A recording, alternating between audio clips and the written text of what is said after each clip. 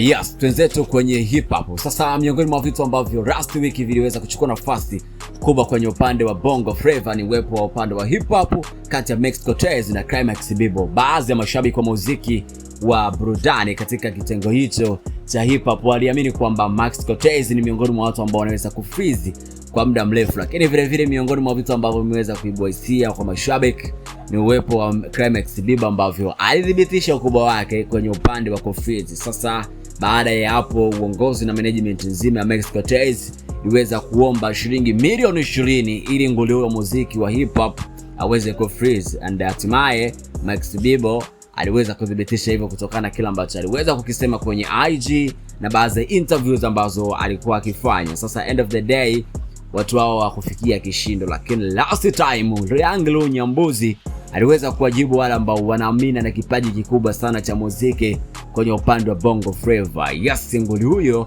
aliweza kufreeze last day kwamba namna gani ambavyo yupo bado kwenye game, na kuna baadhi ya mistari ambavyo aliwaonyesha legendary namna gani ambavyo anaweza kufanya. Sasa vile vile kutoka pale Chief Godlove Music aliweza kudhibitisha namna gani ambavyo ana kipaji kikubwa sana cha muziki. Sasa Scorpion kupitia IG yake kwenye ukurasa wake wa Instagram aliweza kushare kila ambacho anakiamini kwamba ni kipaji kikubwa sana cha muziki na ina namna gani ya kufreeze. By the way, legendary wameappreciate kila ambacho ameweza kukifanya kwenye freestyle. Sasa mimi nataka uniachie kwenye upande wa comment section freestyle ya Max Cortez na Climax Bibo kwenye competition yao, ni nani ambaye anaweza kufanya poa sana.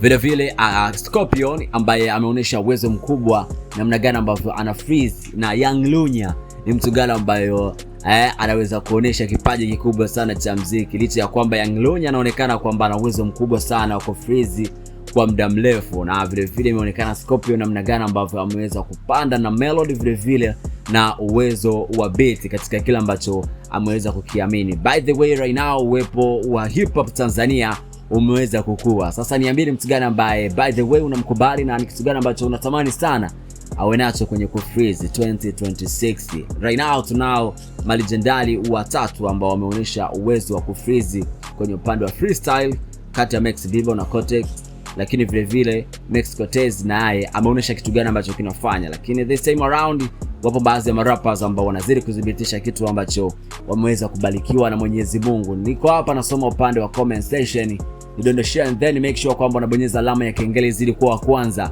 kupata kila ambacho unastahili. Vile vile kwenye mitandao ya kijamii tunapatikana kama BBM TV TZ, and then ukitufollow na follow back pia. Vile vile ukibonyeza alama ya kengele utazidi kupata kila ambacho unastahili kutoka kwa Lugha the Great. Kama IG ukinifollow pia nitakufollow back, and then kila kitu kitakuwa kama ligado kama bia.